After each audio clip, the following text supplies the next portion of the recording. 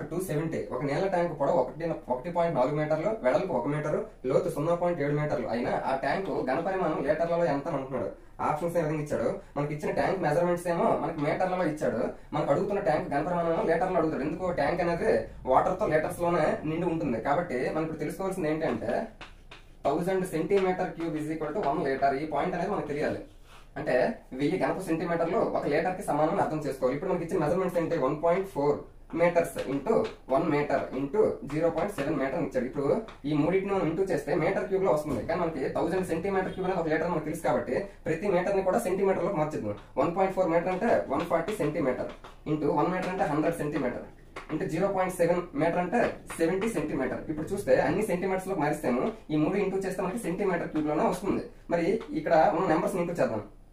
140 into 70 అంటే మనకి ఎంత అవుతుంది 14 7s 98 0 0 అంటే 2 zeros ఇక్కడ 2 zeros టోటల్ గా 4 zeros వచ్చింది. ఇది సెంటీమీటర్ క్యూబ్ వచ్చింది. మనం ఇందులోన 1000 సెంటీమీటర్ క్యూబ్ ఏమో 1 లీటర్ మనం చెప్పుకున్నాం. మరి ఇక్కడ అటువంటి 1000 ఎన్ని ఉన్నాయి మనం చూస్తే 980 1000 అనేది ఉంది. కరెక్ట్ ఇక్కడ చూస్తే 3 zeros అంటే 980 సెంటీమీటర్ క్యూబ్. 1000 సెంటీమీటర్ క్యూబ్ కి 1 లీటర్ అయినప్పుడు 980 1000 అనేవి ఉన్నాయి కదా. కాబట్టి మనకి ఎంత అవుతుందంటే 980 లీటర్లు అనేది ఆ ట్యాంక్ యొక్క సామర్థ్యంగా చెప్పుకోవచ్చు. Option 2 is the correct answer. Thank you.